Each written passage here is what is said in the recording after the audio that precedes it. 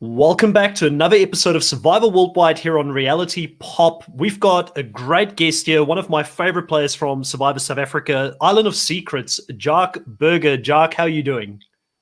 Chris, thank you so much for having me. I'm doing super. It's a great weekend. It's a beautiful day.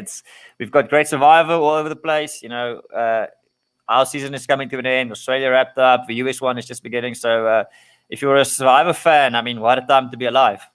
100%. You're not survived out at this point. You're still good to go with the US following so shortly afterwards? I'm good to go. I think it's probably going to be the first time I'm going to watch US Survivor without doing any preseason things. I think this is the first time I'm going in blind because of just everything that's happening.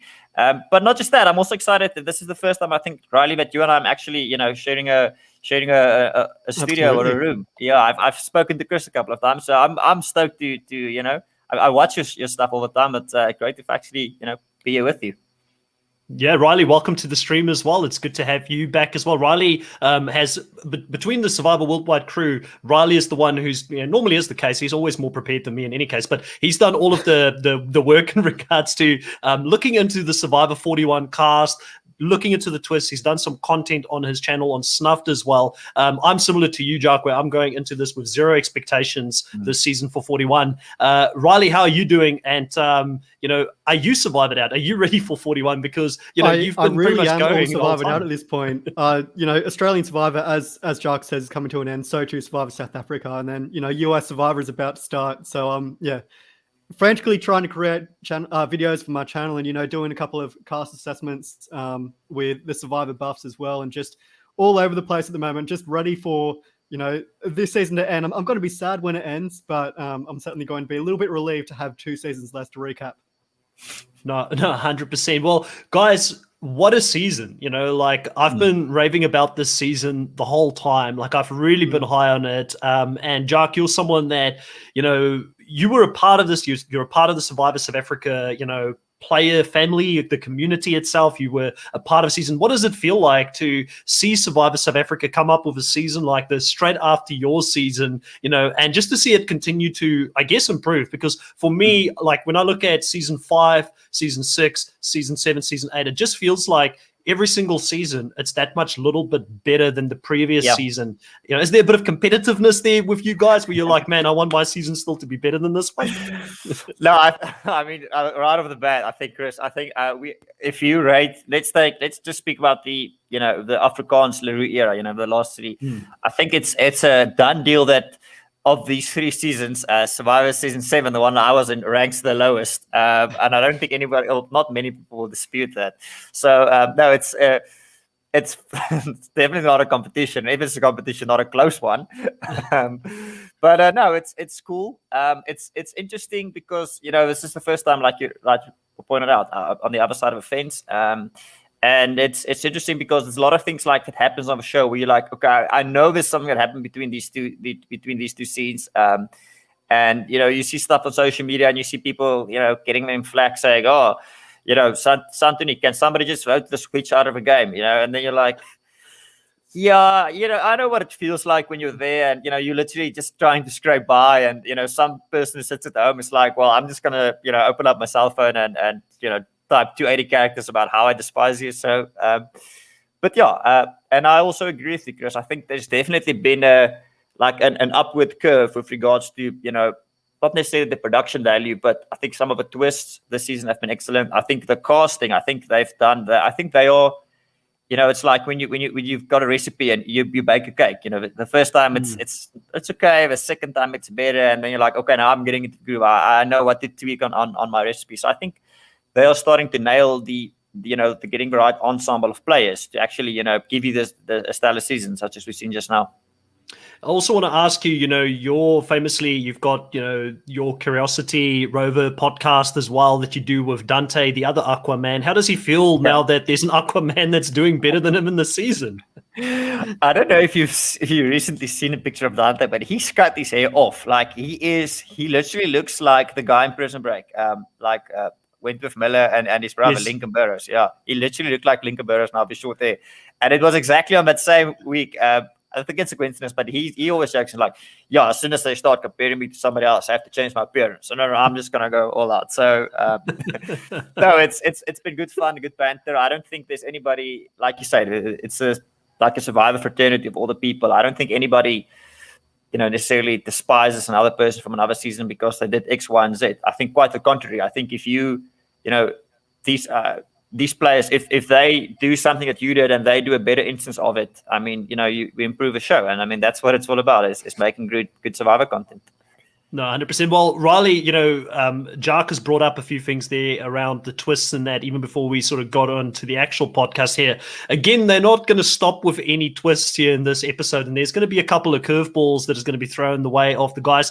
Let's talk a little bit about the immunity win, and then specifically after the immunity win, finding out that you can speak to a juror, and also you've got the power then to remove a juror from the jury, and afterwards we'll definitely hear from Jacques what he feels about that, because I'm sure as a jury member he'll have some feelings about that. But Riley, what do you think of these two massive twists that we sort of see come up in this episode? I've definitely seen some 50-50 on online about that.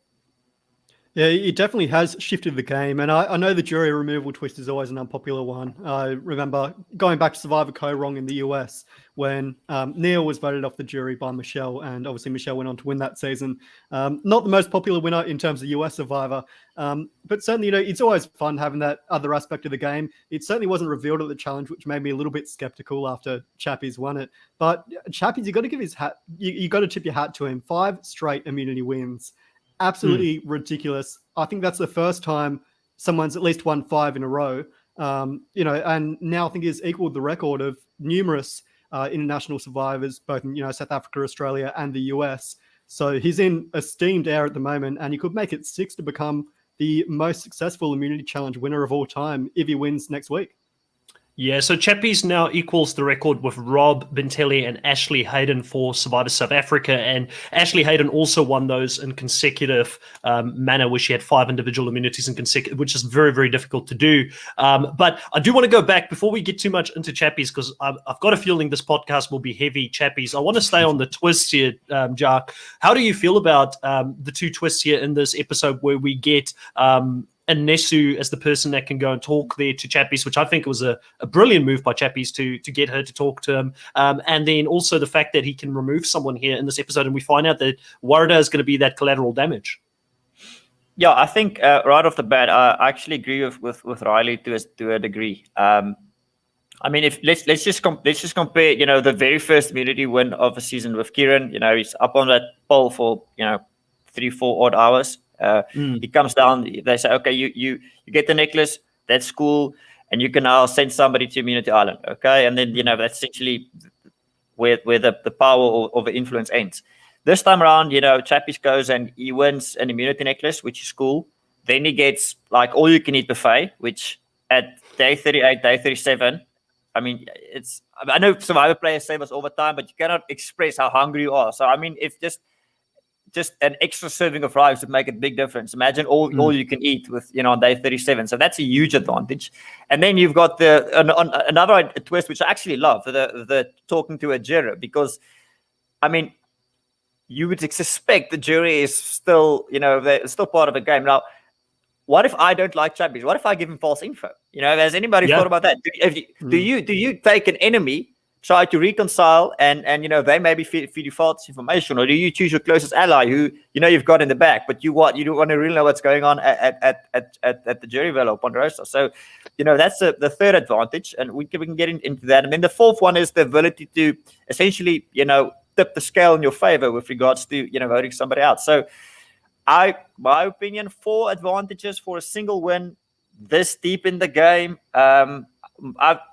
And I know, obviously, production, they've got only a certain amount of time, and then you tell a story, and, there's a lot of things happening. So I get that it's a complicated narrative, and there's obviously the option of what if it's a 4-4, 2-2 split, then they have to potentially, build in some fat in that episode, so that if there's a fire-making challenge at the end, they've got, 2 or 3 minutes for that. So I get that from a production point of view.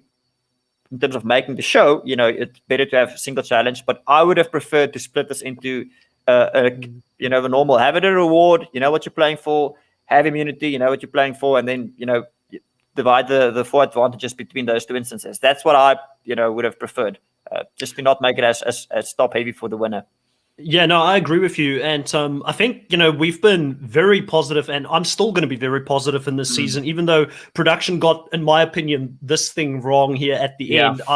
Listen, if we think that they got something wrong, we will call it out. But, for the majority of the season, if you're getting 80 to 90% of things right, then there's going to be a mistake made here and there. It's still an A, yeah. It's still an A, exactly. How critical do we want to be? But I mean, you look at this, and I think for myself, you bring up a valid point. You can either choose an ally, or you can choose someone that potentially is an enemy, and you can try and turn them around. But I think that, Anela brings that up at Tribal Council. He says that, I would have picked someone that I maybe don't have a good relationship with, where I can mend it. That person can go back and maybe convince some people that they're close to that might be an opposing faction to me winning this game to also vote for me. Yeah. But I think it's a risky move. I do think that someone like Chappies, who sometimes he came across as maybe not as socially aware, he knows that some people really despise them even in the game that were now voted out, and he had that special relationship with Anesu, and like he quite clearly says, she's one of the most intelligent people that have played this game. Her EQ, her emotional intelligence is through the roof. I mean, it's why I picked her as my preseason winner. Who would have thought, Riley, that at the end of the day, Anesu, she may not have won it, but she may have had a really big hand here in who's going to win it at the end, which is really, really interesting. But I think he makes the right read here by getting her and getting some true and accurate information on who to sit next to. I do think it's overpowered. I don't like that. And I do think that it could potentially swing things his way in a big time, because she's basically told him how to pitch to the jury, what they'll respect, what we won't respect, and the fact that he needs to own his game, which he really should know as someone that's a student of the game, like he said in his audition video, which if you haven't seen his audition video yet, everyone, go and check that out. It is the best audition video I've ever seen for any Survivor South Africa or any Survivor. Is season 8 application one? Yes, I know there's 2 on YouTube. Is season 7 one, is season 8 one, if I'm not mistaken, or both. The season 8 one is the one, so where he pitches that. Yeah, I don't want to give it away. Like, I can't do it justice. I'm not Chappies, 98% of us don't know the game as well as him, like he says in the audition. So you need to go and check it out. It is 50% that's better than but it's absolute gold. So go and watch that. And then the other part is, when we look at this advantage to remove somebody from the jury, I get it, because I'm a big fan of final twos. I know Riley doesn't like it, but we'll talk about the final two. I absolutely love it. I love what they're doing here with it being a final two, because it forces people that normally are in these duos to break up at the end, instead of 3 people getting very comfortable and carrying each other to the end. And I know the counter argument is, we don't get big threats make the end, blah, blah, blah. People just take them out earlier now in most of these seasons. It doesn't make a difference. I still like final twos, but I think if we had to troubleshoot this, if we thought, how can we do a final two without having to remove a jury from the jury? Why don't we have a jury nullifier instead? So the person still goes to the end, they still sit in the jury, but you get to nullify their vote at the end. So you give them the respect, because Jacques, how would you have felt if you were in the jury and somebody voted you out? I mean, and it's, Rob and you at some point didn't get along that well. I mean, it could have very easily happened to you. I'm sure, as a big fan of someone that worked that hard, that would have been just absolutely gutting. And I do feel very, very bad for Warrior that she gets taken out here. Yeah, I want to mention 2 things. Like on our Ponderosa, it was, to be quite honest, we had a blast. We had locals doing things. We had local cuisine. We had road trips across the island. There's like another island that from the place we stayed, it's like 4 kilometers into the sea or whatever. Dante one day paddled out onto that island, spent the whole day with the locals, paddled back. We went scuba diving, fishing. So it was really like a paradise. And I think to be able to, because I've had on very good authority, I've spoken to one of the castaways that Warrior was told, listen, pack up your room, take your things. Wow. Here's an airport ticket. Bye-bye. When they came back, nobody even had time to just say goodbye. So I think, when they are meeting up for finale, that's the first time that a lot of his cheerers are seeing Warrior again for the first time. So to think that, you've got on the one side the very critical decompression part of a game, which is what happens at Ponderosa, and obviously, being able to give your inputs. I mean, let's take our season. I don't want to speak too much about my own game, but it's one of the, I'm not sure, one of the iconic moments. But I think what I said to Durao, there was a reason why I said that, and I think it was so profound what I said that even Durao's name came up in this season again from Warda, actually. So Wada might have made a very good statement that carries a legacy, going into the Survivor universe, and she's been ripped. That's been ripped from her to be able to do that. So no, I agree with you. I feel sorry for Wada, and I feel there's I think next season I have a hunch we're going to see a better twist to break up the final 12. But yeah, we'll see how it plays out. 100%. I mean, Leroux Butta is a true student of this game, and he's someone that constantly. I don't think he's someone that's going to sit back and he's going to take feedback on board. He listens to all of this, and I'm sure he'll work on something there. Jenny, welcome in the live stream. It's good to have you here with us again tonight. And Jenny says that she agrees with me on that. Tribal council nullifier or tribal vote jury member nullifier instead, and she also doesn't like the twist of removing someone from the jury and way too many twists there at the end.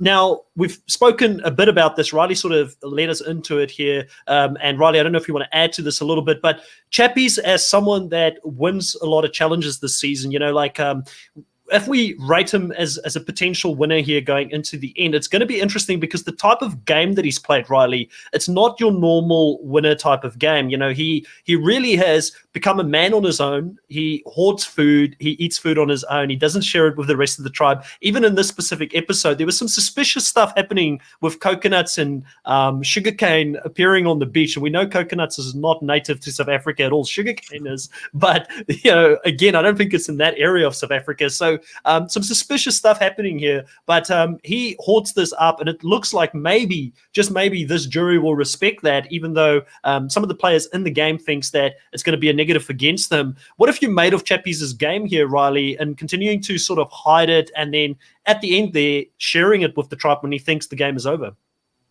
Yeah, well, Chappie's back has really been against the wall ever since that Pinty vote in episode 2. He's never really been able to find that core alliance to stick with. Really all he's had in the game is Santini and Anesu. And since then, he's just been fighting to survive. So to see him win 5 straight immunity challenges is just crazy, being the biggest threat in the game. Certainly, I like to compare him to Tony Vlachos from Survivor Cagayan. There's probably another similar player, not so much in terms of his physical prowess, but certainly in terms of his man on his own in Australian Survivor at the moment, who's doing quite well in the game.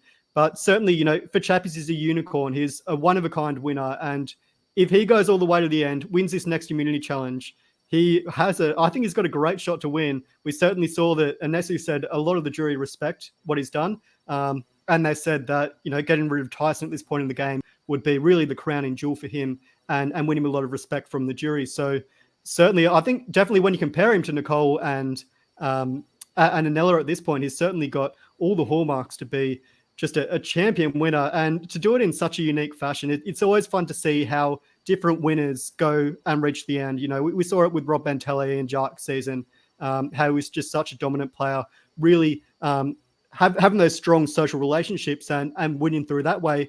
Whereas Chappies has done it almost completely on his own at this point, and it's just from him being a massive force in immunity challenges. I look at Chappies personally, and I don't know how you feel about this, Jacques. Obviously we mentioned Tony Vlachos there. I've mentioned Tony Vlachos a few times early in the season when I saw how he played, just the way he moves. He's unpredictable in the game, and that makes him difficult for other players to sort of predict what's going to happen next or how he's going to play the game. But I actually look at him more like a Mike Holloway and a Ben Driebergen, and Ben Driebergen winning out with getting all the individual or the hidden immunity idols, and then Mike Holloway probably being the most accurate, a person that's not really dictating the strategy.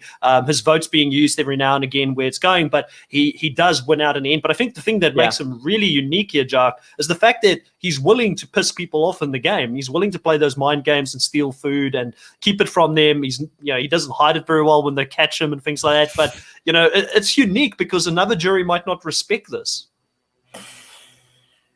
Yeah, Riley, you made some valid points, and Chris as well. I would like to, if I may, for this conversation, play devil's advocate and stand on the other side of the fence, so that we can, have a bit of a back and forth. I think there's 2 things that stand out for me in Chappies' game, and I want to highlight them to you guys. As a lot of the times when you have to remember that as an audience, you have a bird's eye view of what's happening, right? But as a player, you don't have that information. So I don't want to say a lot of people come back and say, oh, if I knew all the information, I would have voted differently. But I I think that, more often than not, if you don't have all the information and it's a 50-50, you will vote for a person who you had a better relationship with. I think from our season, that's why a lot of people were super skeptical about, how did Nicole get 4 votes? I think a lot of people were like, how did that happen? Because you don't see it on the TV. But what you don't see is the middle of the night conversations. Somebody's sad because they're missing a family member, and Nicole was always there, giving them a shoulder to cry on or whatever. And I think that social relationships, the TV doesn't always do that justice. And I think that's something where I wouldn't say it's a guarantee if you look at, either Anela or Nicole against Chappies at the end. Then to add to that, 2 additional points, actually. The one is that Chappies, you mentioned it now, Riley, and I actually wrote it down. You mentioned the Pinty vote, okay?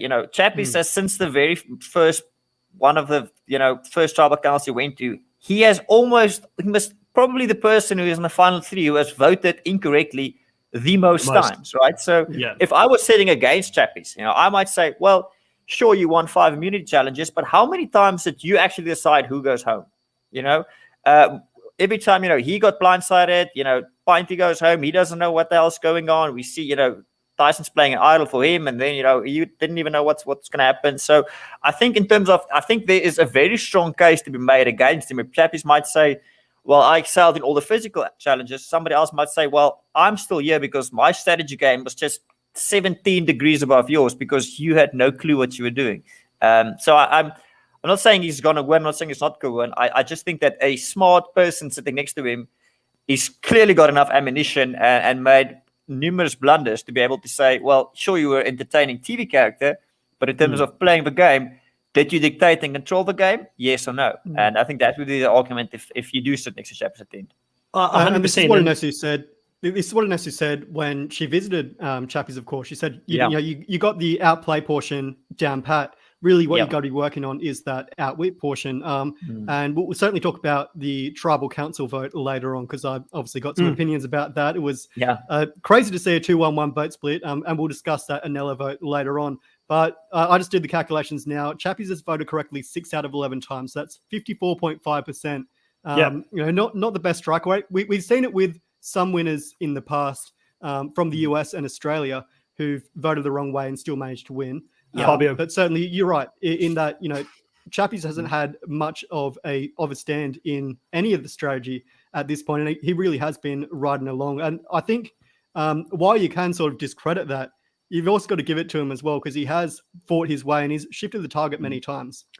Well, I look at it this way, right? So if you're a good speaker and if you can articulate yourself well, which I don't know how Chappie's going to go in this final, but you could very easily turn that into your strength by saying, well, you guys did shut me out 7 or 8 votes ago. I knew that. So your biggest thing against me is I stole food. But, you should look at yourselves, because you never really gave me an in to begin with. So what was I to do? I only had one option. I knew I wasn't going to get you guys to vote with me. So I outsmarted you in a different way. I didn't allow you to get protein. I didn't feed you. You guys expected me to invite you all to Chappie's diner, but I decided to close shop and just sit there myself and eat, and I think that that's something that he's probably going to use, but he probably had Nesu also sort of work with him in regards to how that pitch needs to be fine-tuned for the jury, which I think she gave him some great advice there. The thing that I wanted to mention, because Jacques, you got me thinking, Anela, I actually do think Anela's played a good game. He's made one big mistake.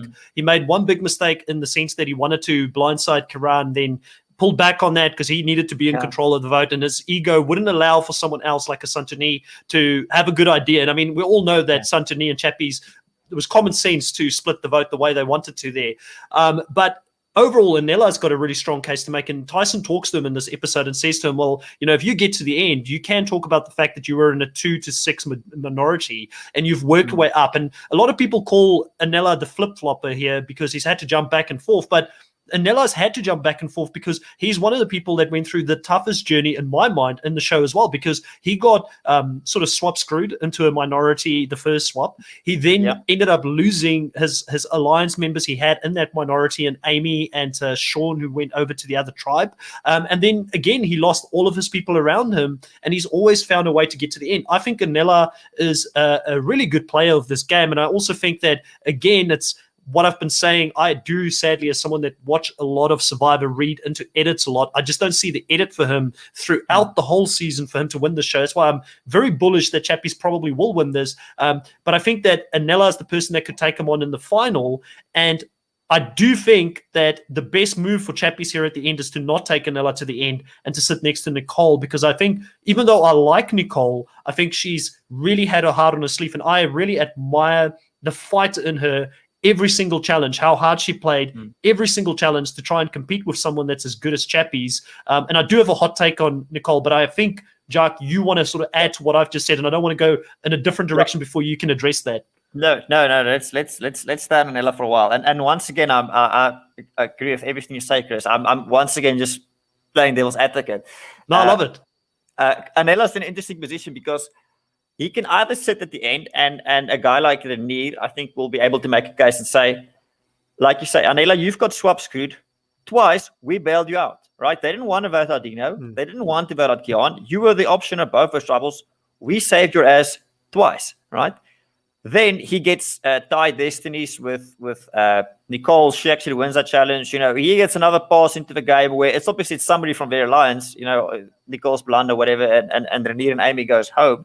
And then after that, he, you know, the last one, Chappies again, you know, says, okay, well, I've won a stake. I'm going to share this with Anela because he's, for whatever reason, you know, he's the guy I want to share it with. So I think you can sit there and you can almost make him look like a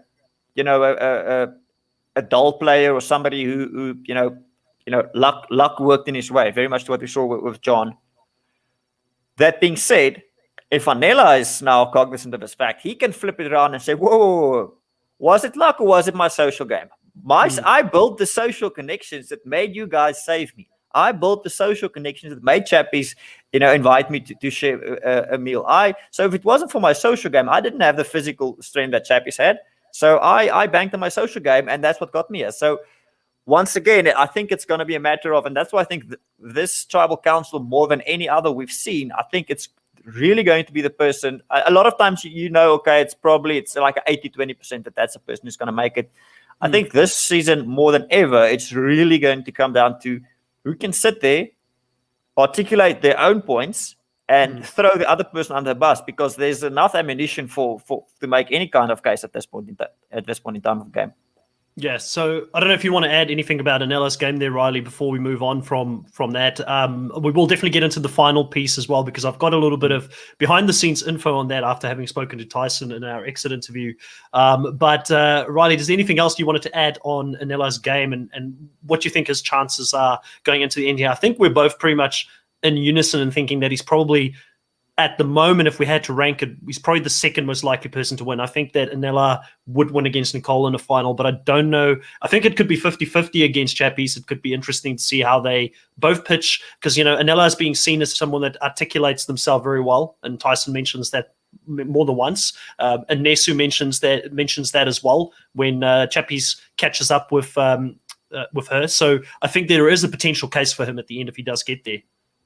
Yeah, I think I'd even say it's 50-50 between Nicole and Anela as well. I think, again, it comes down to who can articulate the best case in the end.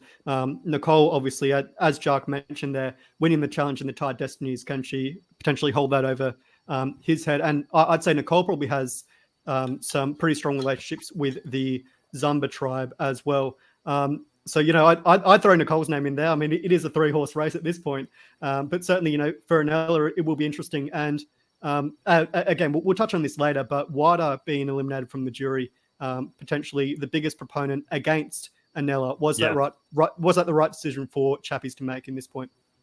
Yeah, it's a very good point. I didn't even think about that. It's a really good pickup, because I think that Warda potentially, well, it would have been a really bad day for her if she had to decide between Chappies and Anela who's going to win the final. She would have hated her life. So maybe it's best she got voted out if those two actually do make the final. Yeah, yeah, exactly.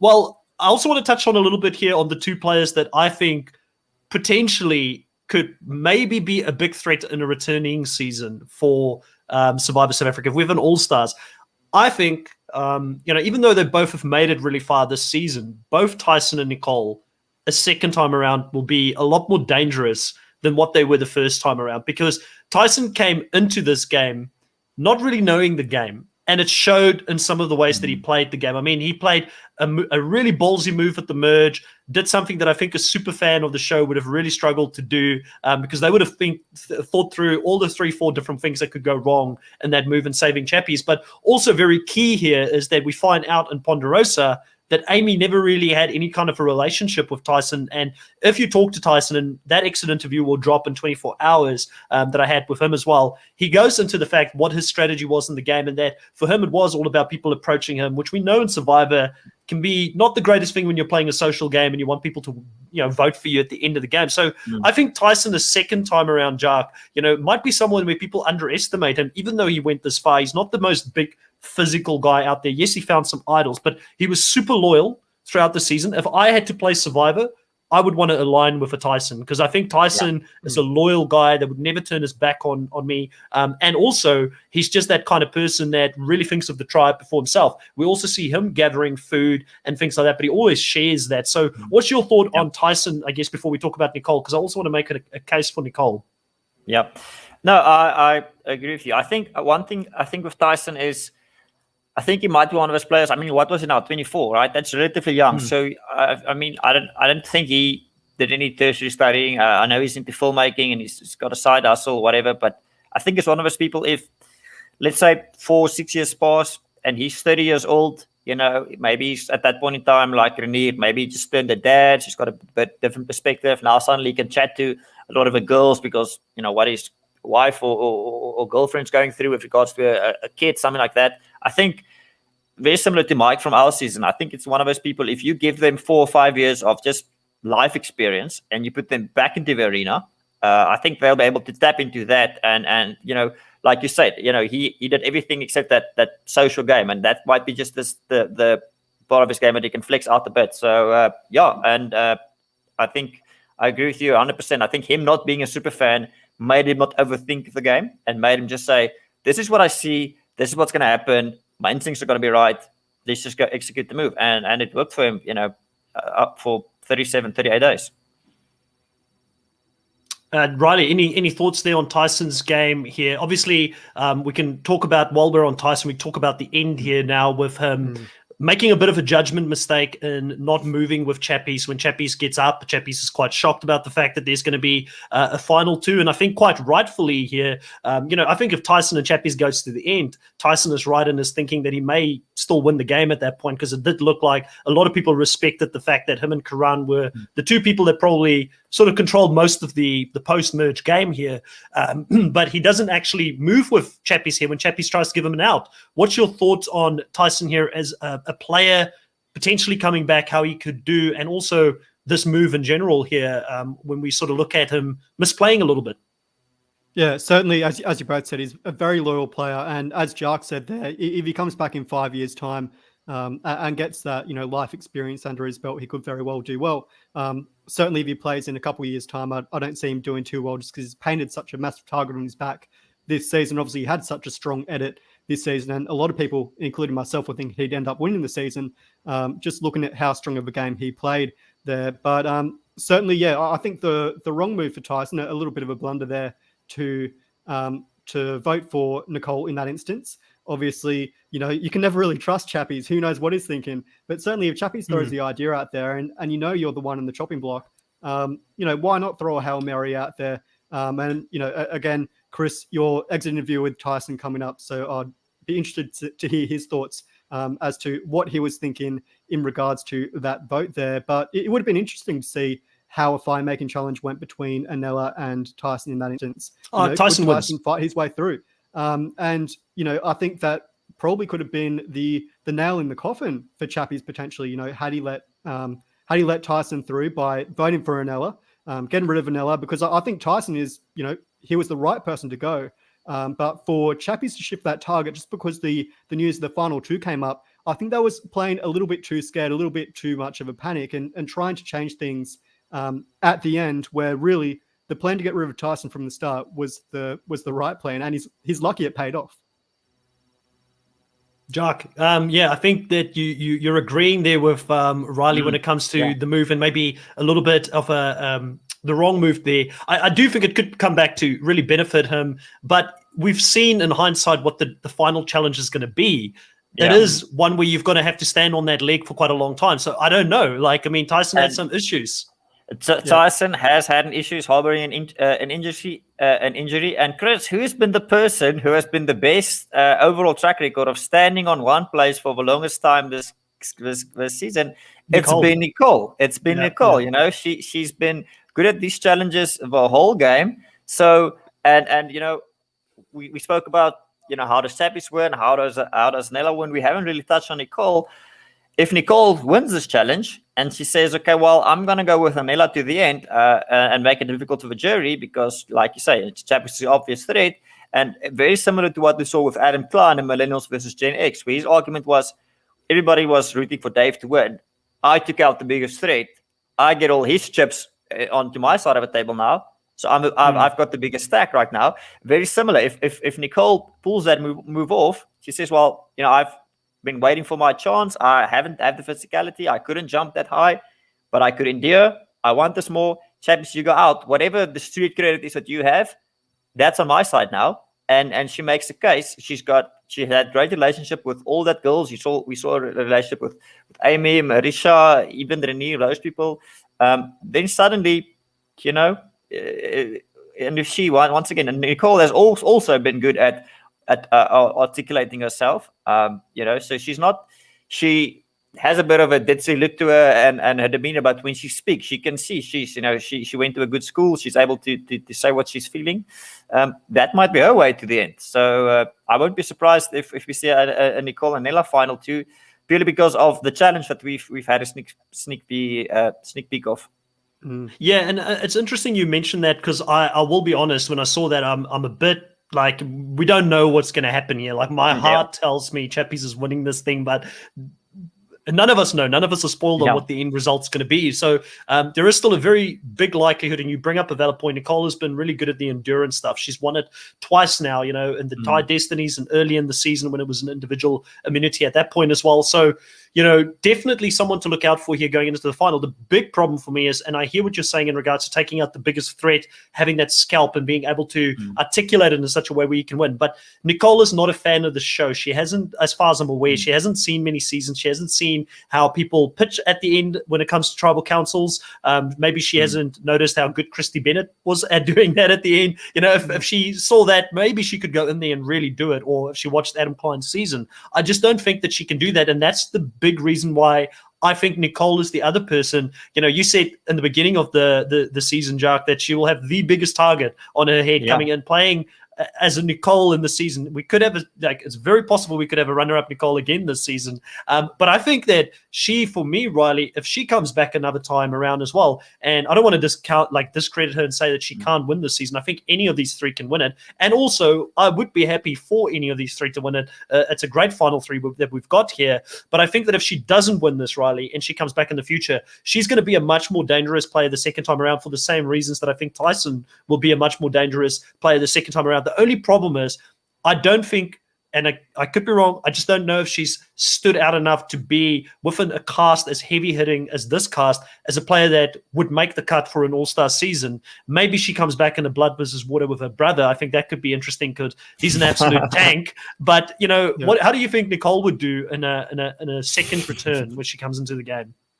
Yeah, I think you could say the same for most of this cast, really. You know, Amy and Carla, another great example of two players that played really well and I'm sure would exceed as well if they came back for a second time. The thing that's working against Nicole, she's been on the wrong side of the vote just as many times as Chappies, from what I understand. So she really doesn't have that track record. And to be honest, Anella, as you said before, Jacques, he's been saved many times. So I really think in terms of the strategy, none of them are really there, but certainly, as you say, Chris, you know, Nicole understanding the game now and learning how it works. If she can play a game, you know, similar to what Carla and Amy did, playing a really strategically strong game and trying to dictate the vote, playing that sort of swing vote role, I think she could do really well in a future season.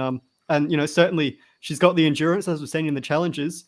But yeah, Nicole, another great player. I mean, I think we've been blessed this season with so many great castaways. I'd be remiss to say whether there's any castaways I wouldn't want I wouldn't want to see return at this point. All of them have just been hitting them out of the park. It's so great to see. And I really think, as you say, Nicole would be a great returnee. I think there's probably, Amy, Nesu, Santini, and Carla are probably all ahead of her at this point. But, I wouldn't be complaining if we saw her come back. Yeah, I was just going to... Bloody Chris Dixon knows me too well. He says Paul Cupido would win All-Stars if he was on it, and I agree. Bring back Paul. Justice for Paul. We need to see him come back and steal some food. He did exactly what Chappies did. So no wonder they're good friends, because Chappies kind of stole his thunder there and did the same thing after the merge. He just maybe did it too early in the season. It could have been a winning strategy if he actually made it to the merge. Also, Jacques, Nico, man, just really favoring Chappies here. Really trying to get Chappies to the end to win this season by making it a final 2, right? He just needed to help him break the record. He needed to help him get to the end by making it that little bit harder for him. What's your thoughts here on Nico helping Chappies this season? This is something which I actually spoke about last week as well, and I don't want to. I think just as we see, we spoke about the seasons going up a tier. I think Nico's hosting skills have also gone up a tier. Absolutely. Until 2 or 3 episodes ago, I would say I think Nico where there was the conflict of Nico, there's teaming guys, do something, and he just kept quiet and let it play out. I think that was probably the best hosting we've seen in a long time. Is let him just go. I think that was excellent.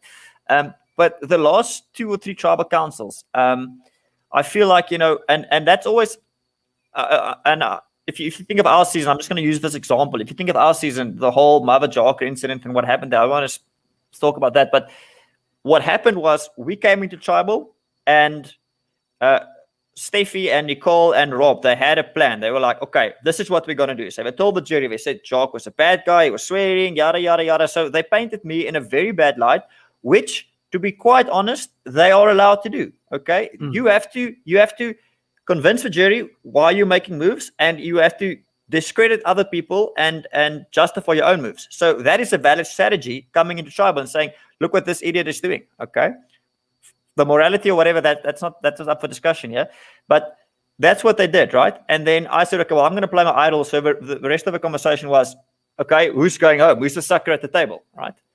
What happens this time around is, the people come in and they say, okay, well, we want to pitch the story to the jury. Okay. And they go and they say, Chappies stole this, Chappies did that. And you also have to remember, in Survivor, the whole camp life, there's a lot happening. People are collecting firewood. People are repairing the shelter. People are, tending the fire, cooking the food. And while you're cooking the food, you're not out strategizing. So it's actually, nobody wants, some people like to cook the food, but you don't want to sit in one place for the whole day because there's drawbacks to it. So, and there's everybody's contributing a piece of a pie. The piece of the pie that Chappies is contributing is hunting and fishing, and then they are trying to paint it as we're all doing our duty. He's not, and instead of Nico saying, okay, well, there you have it. Nico goes, okay, but whoa, Nicole, you can fish too. You've got an arm and a leg. Nicole, tell me about your outwit game. Isn't he outwitting? Why aren't you outwitting? And I feel that what they are doing is valid. And I feel like Nico is, it sounds at times, and maybe it's only the clips we saw, but it sounds like he was advocating for Chappies, which Chappies should be the one making a point. Chappies should be the one saying, hold up. If I can fish, why don't you fish? Let him make that argument, and if they don't, then, so be it. So I don't like it when, one person is trying to discredit another person within the rules of a game. And if you want to come up for, tribal council is 3-4 hours long. You can say your say. Nobody's going to stop you if you say, I want to defend myself in an argument. I just don't feel like the host should be the one defending you or making an argument if you're not able to articulate that. So, yeah, I definitely agree with you. We do get the sense that Nico is, backing one horse in the race instead of being completely neutral, at least from what we've seen. I'm just going to say I was slightly sarcastic when I said that, because the thing is, I was trying to say he's making it more easy by making it a final 2, and he now has to put another hurdle in front of him, because I have felt that people have been very hard on Nico at times this season, but you make a valid point, one that only a player can make, in regards to the fact that, at camp, there's different things that different people do. Everybody fits into a puzzle. I guess at the end of the day, anybody can break the rules of that society and what's happening. And Nicole could also say, well, if Chappies is only looking out for himself, then screw it. I'm not going to be making the food in camp now. I'll go out and look for food myself. But I hear what you're saying in regards to that. I do think there is a fine line in regards to how much a host should get involved in the game. And you've broadened my mind to thinking about it slightly different from what I have been thinking and how I have been thinking about the complaints that I've seen online in regards to that, which is always good. And like I said, you've got that different perspective. The one thing is I do talk to Tyson about this a little bit in the exit interview as well. And I do ask him specifically, did it feel like Nico was helping Chappies on those tribal councils? I said, if you don't want it, we can cut this. It doesn't need to be a part of the interview. You just tell me, we move on. And he goes into that a little bit, which I think for people that are listening to this, go and check that out, because he talks about the fact that the tribal councils are 2 to 3 hours longer and that there's a lot that we didn't see in regards to that as well. So, but I think it's a valid point, and I do think it's a fine line to walk. And I do think that the producers probably started thinking towards the end here, man, what an epic story it would be for Chappies, the outcast, to come in and win this season. A very last point I want to make on that, because I see also a lot of the time people saying, well, this tribe was getting too strong, so they had to put a tribe swap in at that point, split it from 2 tribes to 3, whatever. But you have to understand, there's a tribe swap, but the more you get there's a challenge that's been built, right? Now, that challenge, sometimes it's huge installations. It has to be signed off. It has to do, like engineering tests and civil tests, and people are playing it, and it's got to be painted, and it's got to be, if something breaks, there has to be spare parts. So I that's why when people say that, I'm very skeptical to say, well, production just wanted to intervene here because of X, Y, and Z. Because like you say, the next time on, they've got that drone shot of that epic thing on the cliff. And we always see that the very last challenge is always like that. You remember the last one as well with Robin and Nicole and Darao, and it was like the waves were breaking like right behind them. And it was so these challenges always, the last one is always set up in such a way that it's very climactic, So I don't think they sit there and be like, okay, you know what?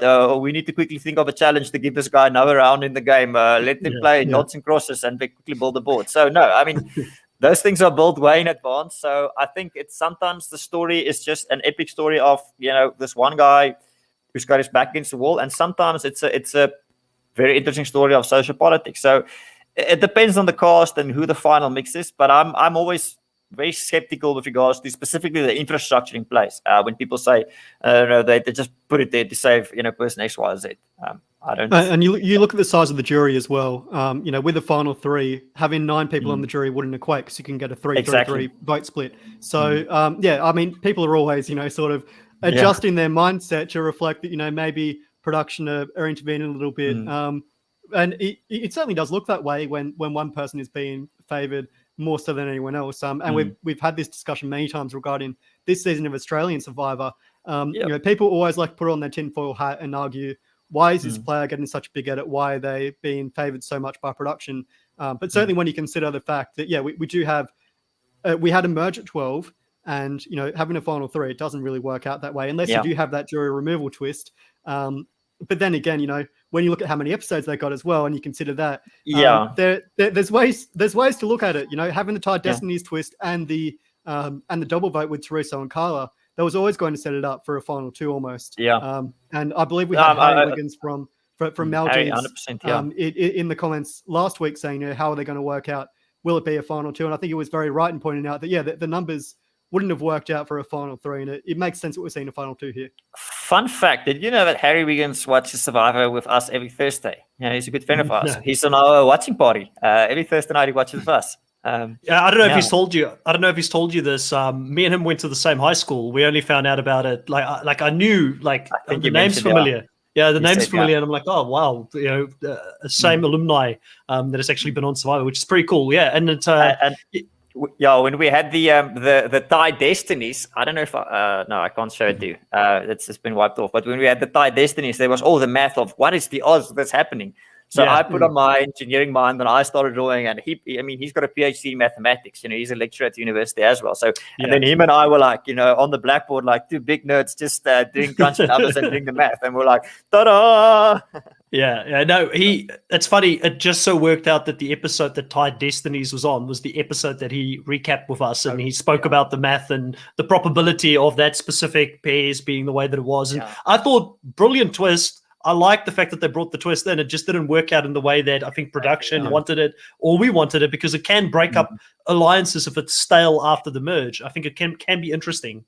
Let's say, for argument's sake, Chappies loses and Anela and Nicole go to the final 2.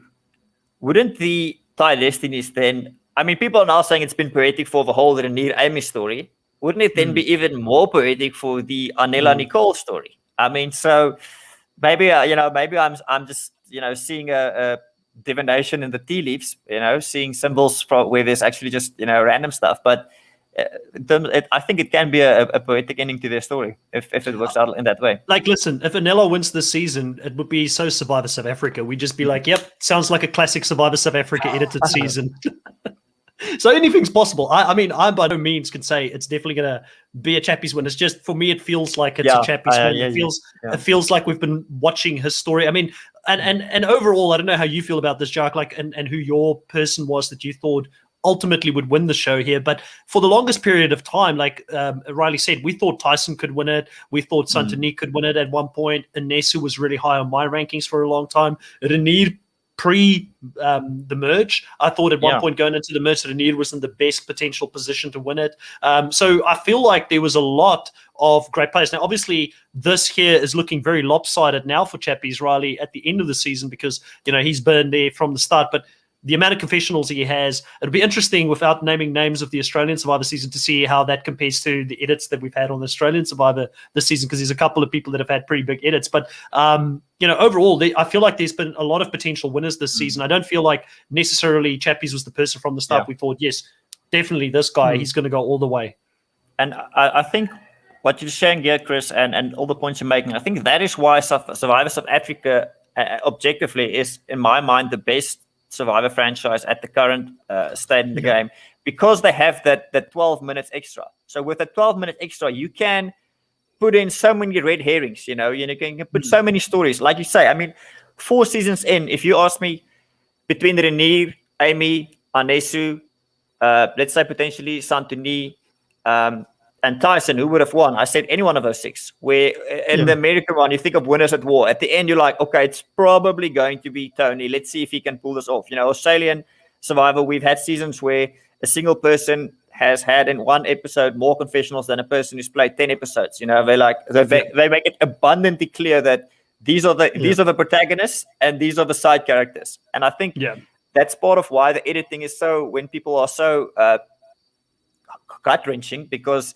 they really make you fall in love with the Renier and Amy just to get your heart ripped out. They really make you think that, okay, Anesu is the person. I mean, they spend the whole second episode or pilot episode of like, I've got an alliance with everybody. So like, okay, this girl, it's probably going to work out for her. And you're like, oh, no, it didn't.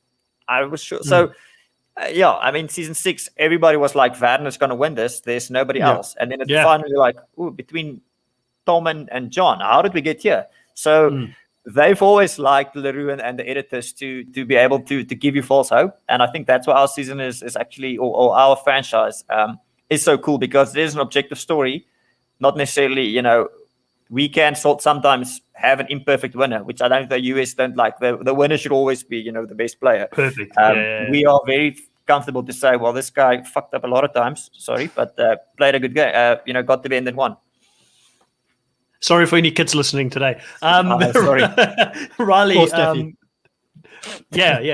Riley, any additional thoughts here since you brought up the confessionals for the season? Yeah, I think certainly, as Jacques was saying there, Anela and Nicole as well are just as much of a chance. Really, I think going into this finale, I could see any of the 3 of them winning at this point. I mean, if Chappies wins the final immunity challenge, I think you got to give him credence and say he's probably the best chance to win. But certainly, it's almost like Survivor China, how Todd Herzog came into Final Tribal Council with basically him and Amanda were, level for most of the game. And Todd just blew the jury away. I could very much see something happening with, an Anela or a Nicole if they really pitch it hard to the jury. Obviously, Chappies has that ace up his sleeve with that connection to Renier potentially in terms of him expecting a baby back home. So there's lots of things that are going to make it a very interesting finale, and I'm really looking forward to it. It's going to be such a perfect cap for this season. And as Jacques said before, this could be very poetic if Anela and Nicole go to the end. They were the only 2 remaining Zumbas at the final 6, I believe, to overcome that massive deficit would be sensational to see. You 100%. make just a last point, Riley. You make an excellent point now. If you think of, remember when they had the family videos, right? And then he said he was so glad his wife wore loose clothes because he didn't want people to know about the pregnancy. At that point in time, I'm like, he's definitely going to see his wife at the family visit. We're going to see her there. It's a guarantee. How's she going to look then? So they plant that you really think they're setting him up to be there, and then he's not. So our editors are really good at duking with us with these, like, planting these seeds. We're like, okay, this is really going to grow into a big plant, and then it doesn't. No, I agree. And I mean, Jenny K here in the chat also said the same thing. Survivor South Africa is the best edited Survivor. And I agree with that because for me, I like to fall in love with the different characters. I like to feel a certain way when somebody gets voted out, like when Anesu got voted out, that hurt me because she was my preseason favorite. I still thought for a long time she could do well. Amy was another one. Renier was another one. I really enjoyed so many different people. That scene between Renier and Chappies where Renier clearly outplays Chappies in that conversation by saying, "Oh, really? Is that how you play Survivor? Playing dumb?" I thought it was a physical game.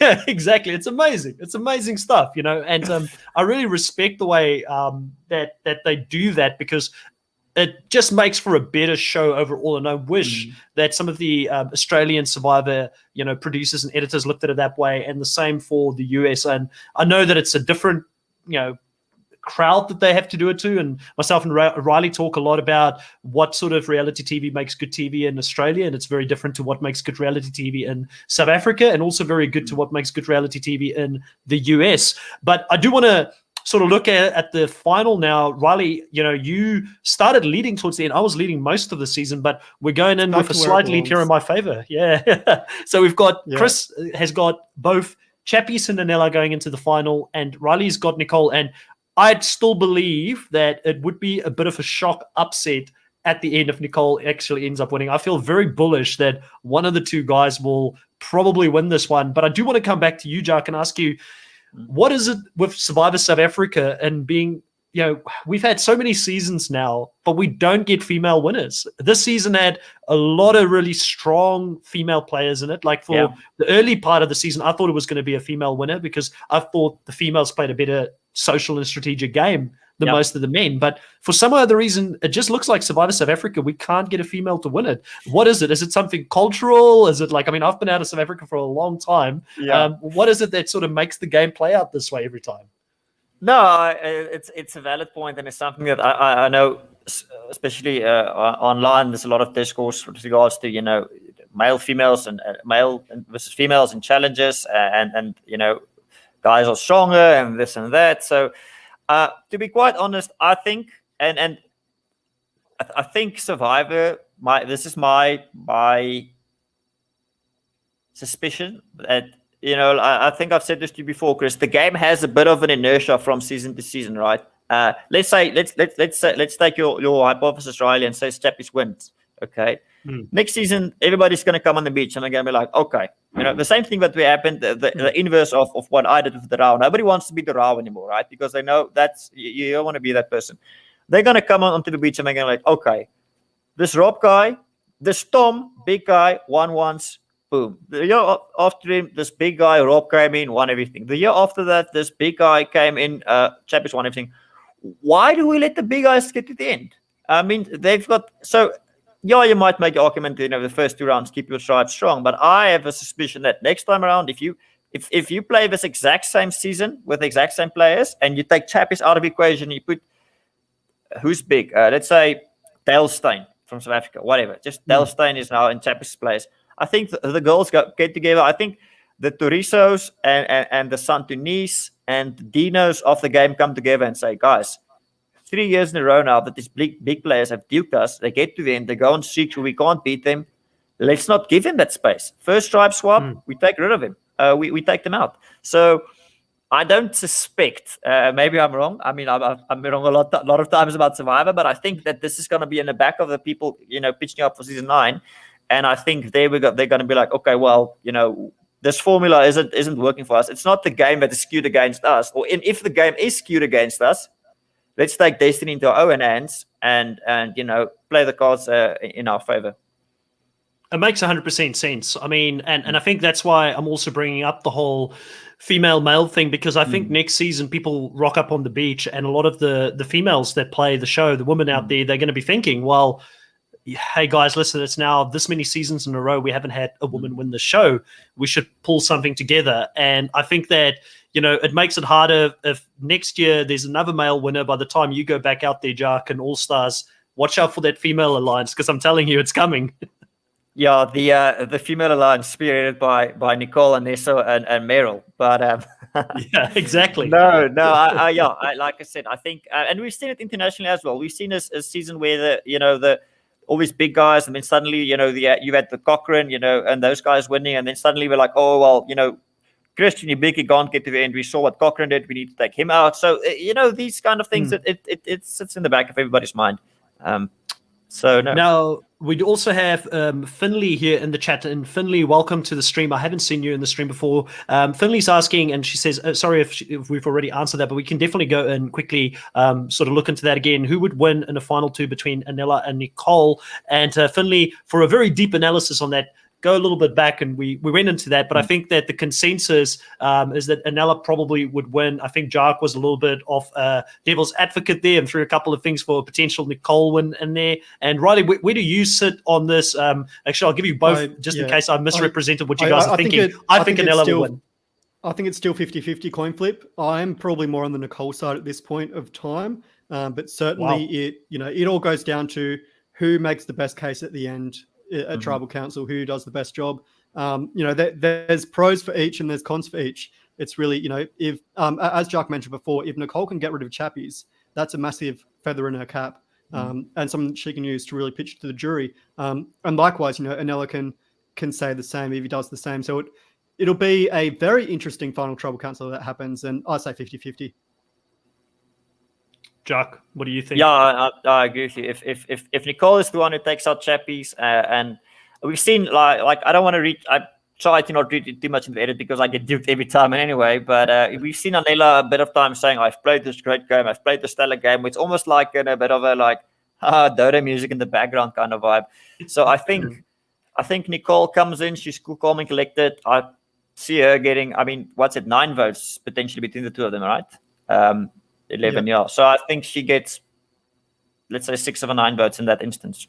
Yeah. Anela, I know you listen to this, and I've got your back, mate. I think if Anela and Nicole goes to the end, Anela will win it. And the reason that he'll win it is because I think he's good at articulating himself. I think a lot of people like Renier, massive fan of him. Even if you look at Ponderosa, Renier is still continuing to make the case for him. Amy is continuing to make the case for him in Ponderosa, that he's someone that should still be considered as a potential winner. I think the fact that he's been on his own, I think he's smart enough, Jacques, to turn it against them and say, this showed how good of a social game I had. So many people tried to save me. And also, due to something that Tyson told me in the exit interview. So go and check that out in 24 hours. There was more things happening behind the scenes that we're not aware of. And Jacques, you'll probably have a bit of an idea. Yeah, I think also in the now and then or whatever Mnet puts out, they ask who's. It's not a month afterwards. It's at that point in time with information. I think Ty's also he's backing Smash. He hopes Smash can go to the end. So, yeah. I think Smash. Riley, you're right. It's probably a 50-50. If it's recency bias or big moves, anybody can win it at this point in time. Anela, don't listen to these guys. I've got your back. Don't worry about it. I know you'd win it if you get in the end. It's nothing against you, Nicole. I know that you've played a very hard game out there, but I think that just the moves hasn't been there, And I do think that someone like Amy and Renier hasn't forgotten the fact that she kind of gave them the death sentence there at the Thai Destinies, and she didn't end up playing in their favor by take. That was rough. If your alliance member does that to you, why do you even need enemies in the game, or friends in the game? If that's why it will be so great, because both of them have made clear blunders. I think 2 weeks ago, Anela, Kieran, I wanted to vote you out. Oopsie, So none of the 3 players left have played a perfect game in any case. So No, 100%. Well, final thoughts here, guys. Going into the final here. Riley, what can we expect leading into the final episode here from what we've seen in the trailer? And regardless of what happens here, do you think we'll have a good ending to this season? Because ultimately, there's a few things that makes a good season. A great cast, I think, is instrumental, but a great winner and a great cast that normally translates in probably a top tier season. Do you think we'll get there? Or do you think that there's a last twist in the season waiting for us here at the end? Yeah, I think it's going to end in fireworks. It's going to be a great cap to a great season, I think. And, I really do view it as being everyone has a 1 in 3 shot. I can see, on the day, anyone pitching the right case to the jury and the jury being swayed by really anyone's case there. And unfortunately for Jacques, of the last 3 seasons, it looks like Island of Secrets is probably the bottom of those, because Immunity Island has certainly, blown everything else out of the water. I've been loving it so far. Like I said, I definitely think our season ranks for lowest between the 3. So I've no hard feelings on that. Just a sneak peek here for people that are in the live. Myself and Riley will be doing if we were producers, if we were Leru Bueta and those guys, who would we put on an all-star season? And I started drafting some names together, and it's funny we mentioned that it's very difficult. Right? Yeah. It's very difficult if you're trying to stick to like 5 or maybe 6 at most from a season. And what I found interesting is, Riley, we talk about the fact that there's not been many female winners in Survivor South Africa. The females were easier for me to put down. Like I was like, boom, boom, boom, boom, boom. These are going to be the ones. Yeah. Now I'm like, with the guys, I'm like, oh, okay, now who do I put down here? Because there's so many great female players. I'm actually shocked that we haven't seen one win. Yeah. And when you do that list, it becomes difficult because let's take both types and exactly. Both Nicoles, I think, would be excellent on a returning season. But you're not going to have 2 girls who are blonde and tall and beautiful next to each other. It doesn't work that way. You have to have the different archetypes. So it's always a fun exercise. And sometimes it's not the it's what do I call it in math? It's not the sum of individual pieces, but the sum of a total or something like that, where the combination of the different players, which what makes a great season. But yeah, to answer your question on the finale, Chris, I think what I'm looking forward to, I think we've got a very well-rounded jury. We've got people who are logical and clear thinkers who know the game, like Kieran and Renier.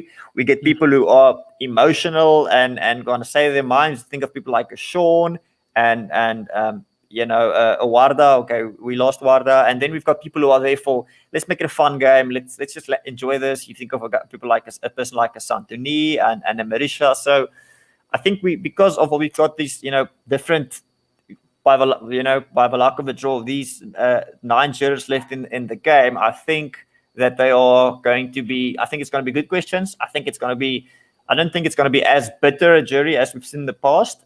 Maybe if it's Anela and Nicole, the argument might be who made a move. But if Chappie's is there once again, it's going to be like, well, you stole all the food. You gave none of us a chance. So maybe it's a bit bitter jury, but I think I like the balance, and I think that's going to make for a good, well-rounded finale. But at the end of the day, I think the viewers are going to understand, okay, through the questions and the statements, it's justified that person A, B, or C wins. I'm looking forward to it. Yeah, I mean, I can't add much more to what you guys have already said. I'm looking forward to it. I think it's going to be a great end of the season. It would take a miracle for this season not to be my personal favorite Survivor South African season. And also, we'll talk about that in the off season when I've had some time to think about it, and hopefully your recency bias isn't the main reason for that. But I rate this season very high. Within all Survivor seasons, I don't know where it would put, if I put all of the US and Aussie and everything together, where it exactly would be. But at international, I think it's going to be up there, and it'll be top tier for me, regardless of what happens here at the end. Jacques, you're a bit closer to people who are in the know in regards to this than myself and Riley. How's things been like in regards to the ratings this season? And do we think that there will be another season? Have you heard anything behind the scenes in regards to that? I haven't heard anything. To be quite honest, I'm not too much involved on that side of the fence. I know that obviously, I know Leroux has in his mind 5 seasons planned out. He said as much that he'll make it forever if it's possible. So I don't know, but I know that they have sold the rights for season 8 to 10 play and the guys in Australia. So I don't know if that cash injection. Or if if the Australians are saying, well, they're getting views out of it, then so yeah. But I'm not too low, but I suspect I suspect that they will keep going. There's been nothing that's been telling me, listen, it's we're on a downward spiral. It's the end of the road. If anything, it probably will be due to COVID constraints or maybe just cash flow. Wait a couple of months like they did, or a couple of years like the last time. But definitely see it happening. And I still think 10 is a great number for a finale, for a reunion. So I think for returning players, I think we're going to see one more, and then 10 is like okay, we've got 10 people coming back. 2 tribes of 10 or 12 maybe, but I think that's going to be extreme. So I'm looking forward to how that's going to play out. Yeah, no, I agree. I think it will be amazing. I mean, we've just seen what this one extra season has done in regards to the player pool now that we have to choose from. And I think another season, cherry on the cake, they can go back to season 6, maybe 5 if they want to, maybe 1 or 2 wild cards in the early days. I know, Amanda Houston, if you're listening to this, maybe they'll go back that far. I know Amanda and Marion, if they've already added themselves to the returning season. Exactly. I think both of them want to probably come back. So hopefully they look a little bit further, for redemption. Well, guys, that's been great to talk to both of you. Jacques, you have got your own thing that you're doing with the podcast. Are you going to be doing that over the US season as well? And where can people find you if they want to go listen to that? No, Dante and I, we got a session just after this where we're brainstorming what we're going to do afterwards. It's not going to be Survivor. It's something similar but slightly different. It's you can check it out on Instagram. It's at Curiosity Killed the Rover. We literally spend an hour on Instagram Live. It's where I would say most podcasts are about 80% strategy, 20% chit chat. We're like 80% just talking random nonsense and only 20% strategy. So it's real fun. It's where just the chats is people are in the chat and it's going crazy. So you can check that out. Or you can follow me on Twitter. I tweet about once a week and it's only about Survivor. At Jacques B tweeting, capital B. So you guys, if you want to join or follow, I'll put the links in the description after the live so people can find it there.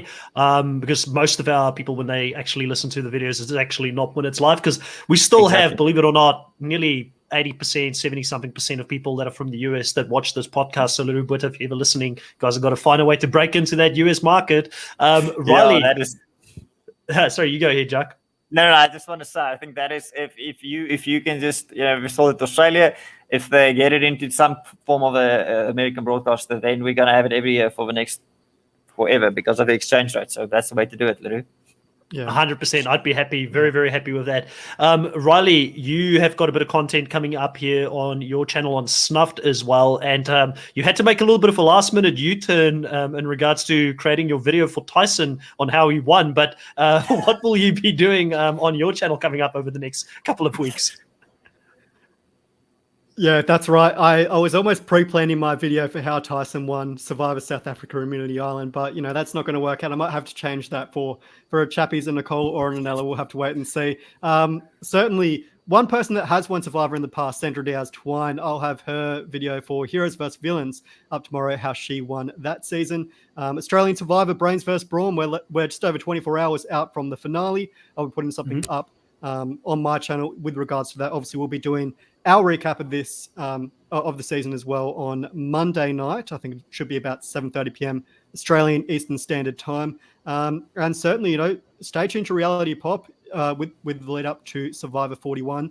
I know in a couple of weeks we're going to be doing a kickoff show with the likes of Peridium, Idled Out, Analytical Strategy will be joining us as well, and potentially even, from what I've heard, a Survivor US legend that I'm sure you guys will be very pleased to see. So yeah, planning to stay tuned for in the coming weeks.